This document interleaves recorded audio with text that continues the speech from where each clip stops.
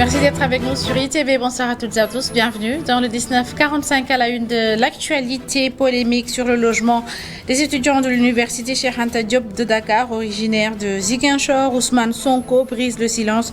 Le maire de Ziguinchor dénonce une machination politique et annonce avoir commis un huissier de justice pour notifier au bailleur la rupture du contrat à partir du 31 janvier 2023. L'actualité, c'est aussi le syndicat autonome des travailleurs de l'aéronautique du Sénégal qui signale une disparition de matériel appartenant à l'agence des aéroports du Sénégal. Il s'agit, selon eux, de 2 scanners d'une valeur de 2 milliards de francs CFA, des voitures et des ordinateurs. Les syndicalistes exigent la lumière sur cette affaire et demandent au procureur de s'autosaisir. Tous les jeudis, la rédaction vous propose aussi la rubrique Environnement. Ce soir, l'équipe de e-Éclair fait un coup de projecteur sur un biologiste qui transforme les déchets ménagers en charbon. L'homme veut contribuer à la lutte contre la déforestation. La culture au menu de ce journal aussi avec le premier recueil de poèmes publié par Alain Abdoulaye Ndour, Le souffle des Alizés, présenté par l'auteur à Paris. Ce sera en fin d'édition. Voilà pour les titres, tout de suite de développement.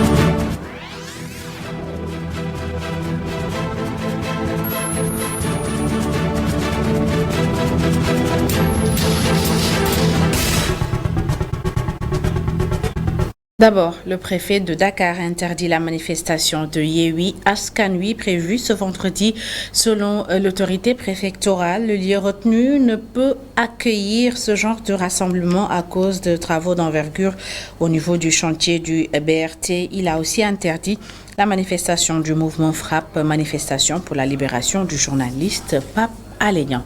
Je vous le disais tout de suite, disparition de biens appartenant à l'agence des aéroports du Sénégal. Le syndicat autonome des travailleurs de l'aéronautique civile du Sénégal alerte les autorités. Une disparition survenue selon eux à la suite de la fusion entre l'ADS et l'AIBD. Parmi les biens disparus, 2 scanners d'une valeur de 2 milliards de francs CFA, des voitures et des ordinateurs. Face à la presse ce matin, les syndicalistes demandent au procureur de s'autosaisir. Compte rendu, Mamsene Bobabou et Seleman Diallo. Le syndicat autonome des travailleurs de l'aéronautique civile du Sénégal dénonce la disparition des biens publics appartenant à l'Agence des aéroports du Sénégal, ADS, des biens estimés à plus de 2 milliards. La disparition de 2 scanners, valeur de 2 milliards, groupes électrogènes, 350 kVA, donc d'équipements électroniques, notamment des écrans plats, des ordinateurs et des caméras de surveillance au niveau du PCCI, qui était le poste de commandement intégré au niveau de l'aérogare.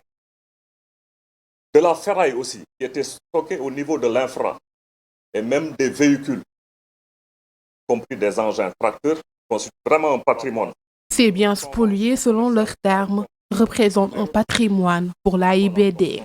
Et ces biens appartenaient à l'Agence des aéroports du Sénégal, ADS.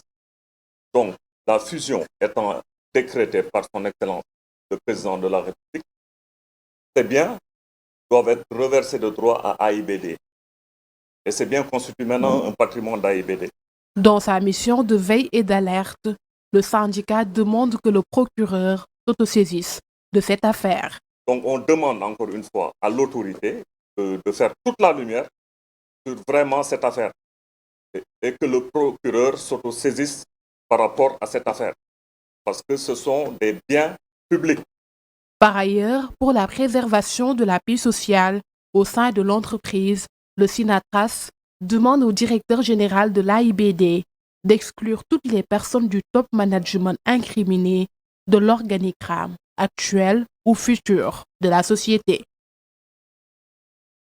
Le maire de Ziguinchor, Ousmane Sonko, réagit après la manifestation des étudiants de l'UCAD originaire de Ziguinchor. Selon lui, les accusations des étudiants sont fausses. Le maire ne doit pas d'arriérés aux bailleurs. Le leader du PASTEF s'est aussi expliqué sur son refus d'attribuer 5 millions de francs CFA aux étudiants. Nous l'écoutons.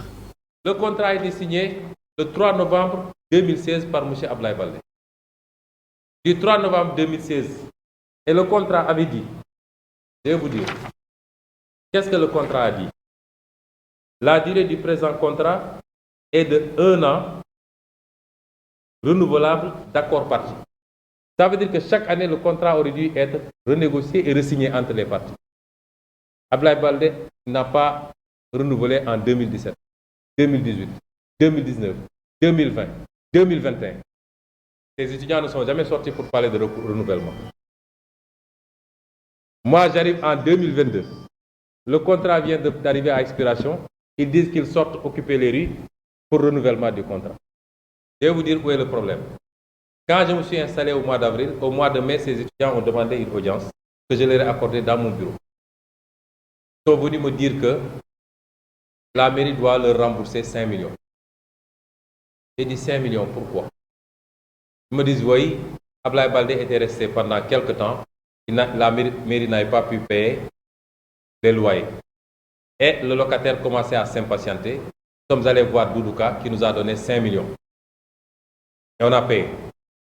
Maintenant, on veut que la mairie nous rembourse ces 5 millions. Je leur dis, mais jamais. Tout le problème a démarré comme ça. Cette affaire est une grossière manipulation politique.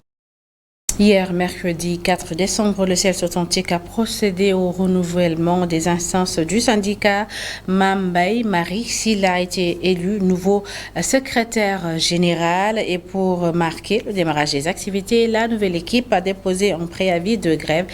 Elle réclame aussi la prise en charge des enseignants décisionnaires actuellement en grève de la faim. Écoutons les explications du secrétaire général du syndicat. Demain également, nous déposerons un préavis de grève parce que il y a jusqu'à ce jour des revendications qui ne sont pas satisfaites et il y a également des questions nouvelles qui ont été déposées sur la part du gouvernement et auxquelles nous attendons des réponses. Nous devons également, sans délai, prendre en charge la question des décisionnaires. Les décisionnaires, vous n'êtes pas sans savoir que c'est une catégorie d'enseignants qui est dans le système, qui a les mêmes devoirs.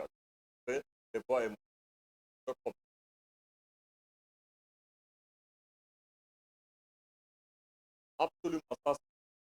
Le ministre doit rencontrer le syndical. Il y a une demande d'audience qui a été déjà Nous allons la porter dès demain. Dès demain également, nous porterons la question des professeurs, que l'on appelle des instituteurs, qui sont dans les collèges, ou dans les lycées, comme chargés de cours. Également des professeurs qui sont dans les collèges, et qui étaient dans les collèges et qui sont affectés dans les lycées comme chargés de cours. Ces gens-là, actuellement, ont démarré une grève de la faim. Ils sont plus de 2000. En principe, la loi dit, quand un chargé de cours fait 2 ans à son poste, il doit être mis en position de sage. Le réseau national du Conseil local de la pêche artisanale a clôturé hier, mercredi, l'atelier d'échange sur le financement des activités de pêche artisanale, la raréfaction des ressources, l'insécurité en mer, entre autres préoccupations soulevées par les acteurs de la pêche artisanale. Selon eux, la disparition des pêcheurs en mer ne devrait pas exister avec les nouvelles technologies. Muntaga Khan pour le compte-rendu. Aujourd'hui, au Sénégal, la préoccupation la plus prégnante des acteurs de la pêche artisanale reste l'insécurité en mer. C'est l'avis de Alassane Diatta, le coordonnateur du réseau national des CLPA du Sénégal. Aujourd'hui, nous savons qu'au Sénégal, la ressource manque immédiatement. L'insécurité dans les secteurs de pêche se fait ressentir. Donc aujourd'hui, quand nous parlons de la sécurité, c'est d'abord les disparitions aujourd'hui qui se multiplient, qui se conjuguent les uns et les autres en mer avec la technologie du 21e siècle. Les gens n'arrivent pas à avoir des géolocalisations pour repérer les pêcheurs qui vont loin que possible par rapport à la raréfaction de la ressource. Notre problème phare, c'est vraiment de compter sur la solution sur la sécurité en mer qui est d'ailleurs la priorité que l'on peut dire. Le ministre de la Pêche, qui a présidé la cérémonie d'ouverture de la rencontre, a accusé les acteurs eux-mêmes d'être à l'origine de la dégradation de la mer et de ses conséquences. Le coordonnateur du réseau des CLPA, qui ne dit pas le contraire, en évoque d'autres facteurs. Mais aujourd'hui, le secteur de la pêche est menacé par divers facteurs. Il y a les facteurs anthropiques, aussi il y a nous, en tant que tels, nos responsables, qui sont les facteurs anthropiques. Il y a aussi la nature, les réchauffements climatiques, etc. Et aussi la surpêche, je peux le dire, parce qu'aujourd'hui, notre océan a besoin d'être quand même nettoyé. Il y a la pêche fantôme, il y a beaucoup de rejets, de monofilaments en haute mer qui pêchent la pêche fantôme. Qui est-ce qui est à l'origine de ces filets? C'est les acteurs qui travaillent là-dessus. Face à la raréfaction croissante des ressources due au nombre exponentiel de pêcheurs, le ministre de la Pêche a proposé aux acteurs du secteur de se tourner vers l'aquaculture et la pisciculture, qui en est une alternative incontournable qui a d'ailleurs fait ses preuves ailleurs. La nouvelle équipe municipale de Gandiaye n'a aucun programme de développement. C'est l'avis du leader, du responsable du PASTEF de la localité. Selon Matarndao, la commune n'a aucune infrastructure sanitaire et rien n'est entrepris par la nouvelle équipe pour régler la situation. Écoutons-le au micro d'Adamassare et Astoumaï. À Gandiaye, des femmes meurent nuit et jour, des bébés meurent nuit et jour, parce qu'il n'y a pas d'unité d'accouchement. Alors que le maire a déjà réceptionné cet argent et administrativement, c'est censé terminer. Alors, au lieu maintenant de nous construire ce que nous voudrions, il s'est permis de prendre le complexe socio-éducatif et de loger là-bas, en fait, l'unité de santé, qui n'est pas conforme aux normes donc, de santé. Il y a aussi le problème de l'ambulance. Donc, il y a un budget de 1,5 million qui a été voté et donné au maire pour que ça serve de carburant. Et par contre, il continue de demander 7 000 francs CFA à la population. Donc, on ne peut pas comprendre. À Gandiaye, la qualité de l'eau n'est pas bonne, la quantité n'est pas suffisante et la facturation a été en fait modifiée. Le prix a augmenté. Au lieu maintenant que ça soit mensuel, c'est maintenant bimensuel, alors que la population n'a pas été informée, n'a ni été informée, ni appelée à donner sa réponse. Et malgré tout ça, le maire, il est muet. Donc, on peut retenir qu'il est complice de tout ce qui se passe. Alors, il y a aussi le problème des grands travaux.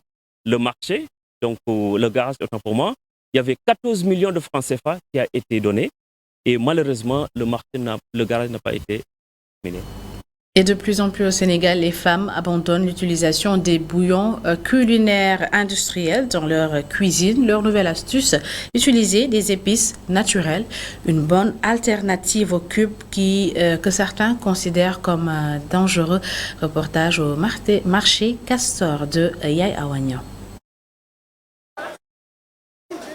Les épices naturelles, des préparations à base d'herbes aromatiques et souvent une petite quantité de sel. Une astuce pour ceux et celles qui veulent rompre avec l'hégémonie des cubes. C'est le cas de cette femme rencontrée au marché Castor. Nos mères n'utilisaient pas de bouillon, mais ces épices naturelles. Je cuisine pour ma grande famille avec des herbes aromatiques car je me préoccupe de leur santé et beaucoup de gens aujourd'hui sont malades. C'est probablement dû à une alimentation malsaine. Plusieurs ingrédients aux vertus thérapeutiques sont utilisés pour concocter ces épices naturelles. Nous mélangeons oignons verts, persil chinois, nana ordinaire, nana menthe, thym, céleri, basilic et poivron, piment et ail.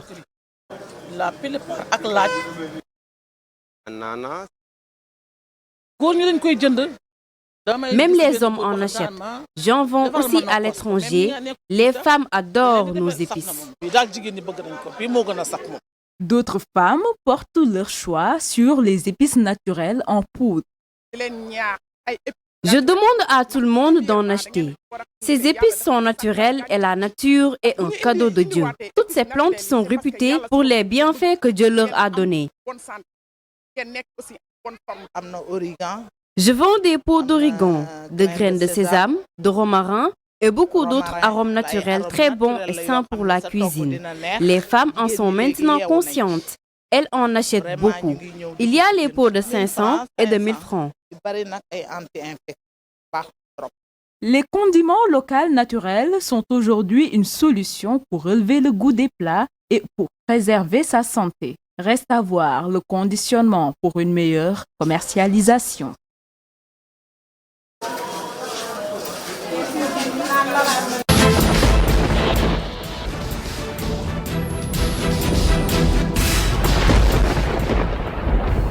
Cheikh Ahmed Tidiane Deme est un professionnel des déchets ménagers. Le biologiste de formation les transforme en charbon bio. Son objectif, améliorer le cadre de vie et lutter contre la déforestation. Papa Ibrahim Ndiaye et Moussa Fall nous font découvrir le processus de fabrication des briquets de charbon bio. Voici le parcours, le décor, le matériel qui rythme sa vie depuis 2018. Une année durant laquelle Cheikh Tidiane Deme a lancé Prodem, professionnel des déchets ménagers, et ce après avoir effectué des études en biologie, chimie, géosciences et en informatique.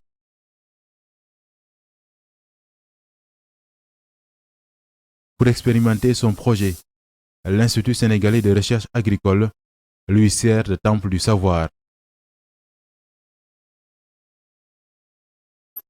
Au sein de l'école, Cheikh Ahmed Tidiane Deme ramasse des déchets végétaux pour les carboniser durant une vingtaine de minutes pour récupérer par la suite les résidus.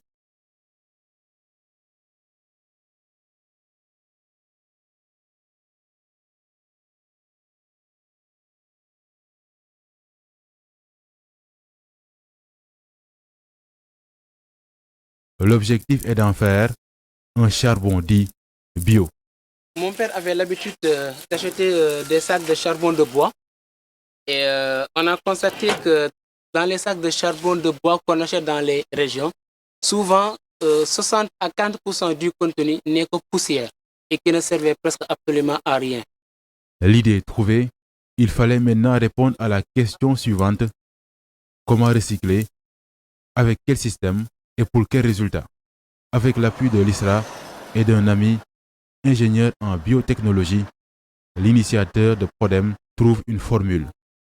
Un mélange de la matière carbonisée avec une solution à base de papier ou carton, en plus de la gomme arabique. Après mélange, on va donc agglomérer la machine qui est là. Malheureusement, elle est en panne. Donc, on va pouvoir donc obtenir au final ce produit-là. Le Sénégal perd au moins, selon donc les statistiques, plus de 100 000 hectares par an. Donc, ce qui est énorme.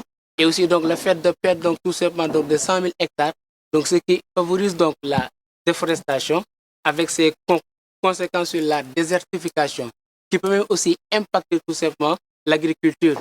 La machine de fabrication des briquets de charbon est en panne. Un motif pour changer de méthode d'exploitation dans une perspective de trouver une solution plus écologique. Mieux vaut être donc dans un milieu pour qu'on puisse un peu quand même protéger l'environnement. Donc avec donc les végétaux qui sont là, ils ont donc la capacité d'absorber tout simplement le CO2 pour en faire de la photosynthèse. Alors donc nous, ce que nous souhaitons, c'est vraiment donc avoir un moyen qui va nous permettre tout simplement d'industrialiser un peu l'unité. Donc on peut avoir une carbonisation écologique où on peut faire la carbonisation sans dégagement de fumée. Mais en attendant, Cheikh Ahmed Tidiane Deme a déjà bénéficié des mécanismes de financement de la part de la ville de Dakar ou encore de la CEDEAO. Une lueur d'espoir pour continuer à lutter contre la déforestation avec le charbon bio et dissiper les fumées du désespoir.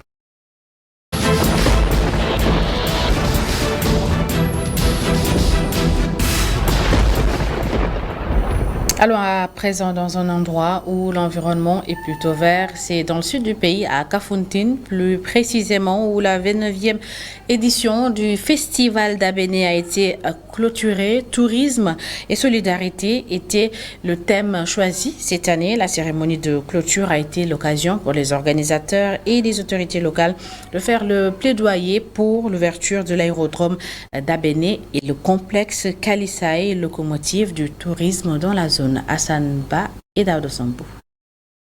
Créé en 1994 par un couple hollandais dans le cadre de la promotion touristique, le Festival d'Abéné a vécu sa 29e édition. Ce festival qui a connu beaucoup de changements au cours des dernières années attire maintenant beaucoup de monde avec la paix qui règne dans cette partie du département de Bignona, ce qui pousse les organisateurs à réclamer l'ouverture de l'aérodrome d'Abéné et d'autres réceptifs hôteliers de la zone fermés à cause de l'insécurité. Parce que depuis que l'aérodrome a été fermé et l'hôtel Kalissa aussi a été fermé, le taux de tourisme a vraiment baissé dans le village. Donc on a senti une légère faiblesse, un léger taux de diminution par rapport à ça.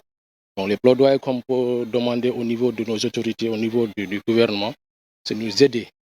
C'est que l'hôtel Kalissa soit ouvert comme d'habitude et l'aérodrome aussi puisse fonctionner comme avant.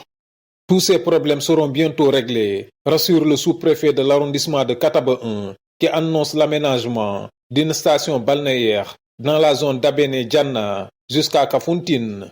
Je pense que incessamment, ce projet-là va commencer. D'abord, il y a une phase d'indemnisation des impacts, c'est-à-dire ceux qui sont ceux qui sont impactés par le projet, donc seront indemnisés. Et je pense qu'incessamment, ce travail-là sera fait.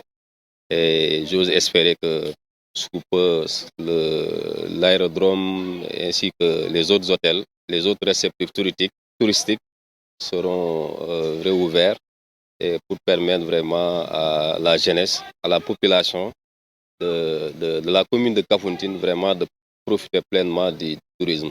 Le maire de la commune de Kafountine, qui a comme objectif la relance du tourisme, rassure les sceptiques sur les potentialités touristiques de cette zone. Le travail aujourd'hui, ou sinon le plaidoyer, c'est d'encourager ceux qui sont toujours hésitants à venir découvrir cette zone très belle, très riche à tout point de vue et à contribuer ainsi vraiment au dynamisme, à la relance du tourisme en Casamance à partir de Kafountine.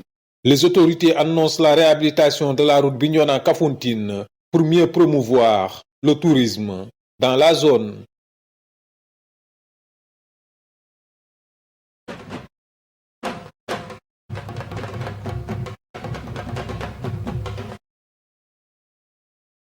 Alain Abdoulaye John a publié son premier recueil de poèmes. Il l'a appelé Le souffle des Alizés, où il chante des villes dans lesquelles il a vécu. Le recueil a été présenté à la médiathèque Abbas John de Bargny. Babacar Seck.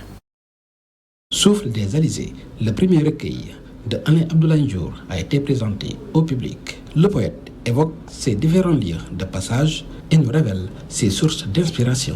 On peut dire que c'est l'océan, parce que j'habite Bargny-sur-Mer, je suis un enfant du littoral. Et je dis souffle des Alizés, c'est parce que la brise marine m'inspire. Mais aussi je parle de mon terroir, mais je parle aussi de toutes ces villes où j'ai vécu au Sénégal et en France, que ce soit Saint-Louis, que ce soit Dakar, que ce soit Bargny, mais aussi il y a des lieux que j'ai fréquentés comme Yeba Inda. Donc c'est un pays safène, donc c'est ce qui a fait que j'ai chanté cela. Mais aussi, il faut noter qu'aussi c'est des textes de rap. Parce qu'à un moment, j'ai fréquenté MC Solar quand j'étais à Paris. Donc ces textes me sont revenus. C'est ça que j'ai fait, c'est ce que j'ai écrit. J'ai aussi chanté la femme sénégalaise, et en l'occurrence celle avec qui je vis. Tout à l'heure, on disait j'ai connu plusieurs femmes comme tout homme. Mais il y a quelqu'une que j'ai choisie, donc je l'ai nommée ma lingère. Alain, comme l'appellent ses proches, a débuté l'écriture très jeune. Trouver un éditeur n'a pas été chose facile.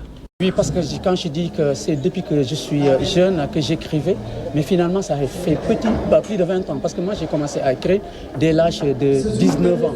J'écris et je garde, j'écris et je garde. Et à plusieurs reprises, j'ai soumis mes textes à des maisons d'édition qui n'ont pas voulu de cela. Mais après lecture, en grandissant, je suis que c'était un peu innocent ces textes. Et au fur et à mesure, j'ai amélioré. Et là, c'était pas facile du tout. Mais maintenant, comme c'est fait, donc j'ai un pas dans le monde de l'écriture, alhamdulillah. Marraine de la cérémonie de dédicace de l'œuvre Souffle des Alizés, Rahmatou Seck Samb, écrivaine Grand Prix du président de la République pour les lettres, se dit impressionnée par la production de Alain Abdoulaye Ndiour. Et c'est un homme de culture et j'ai été très très impressionnée par son recueil de poèmes. Beaucoup de lyrisme, beaucoup de tendresse vis-à-vis non seulement d'hommes disparus, de son épouse et des femmes qu'il a aimées. Il a un grand cœur pour aimer des femmes de toutes les ethnies, mais sa préférence va à la mère de ses enfants, comme il a dit. Et attachement aussi à son terroir. Et quand je dis terroir, le terroir lébou. C'est-à-dire il y a des poèmes sur Bargny, certes, mais aussi sur Rufisque, sur Toubab Dialaw.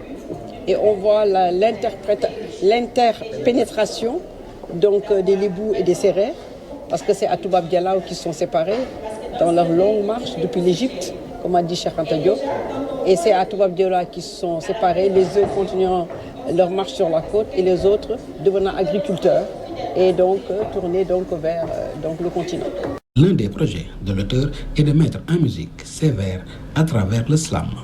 Je suis un produit de la culture urbaine. Oui, on peut s'attendre parce que déjà c'est un projet. Il y a certains qui me disent que ma poésie, ils vont faire ça dans un texte slam avec de la musique et tout. Donc, soyez pas surpris qu'un jour, en tant que slameur, je déclame mes textes et j'en fais un album.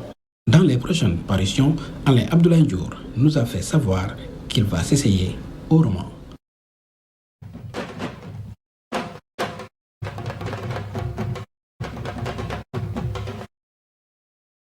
Babacar Seck, merci. C'est la fin de cette édition. Merci à toutes et à tous de l'avoir suivi. Merci de votre fidélité. L'information continue sur notre site internet le www.emedia.sn. Bonne suite des programmes.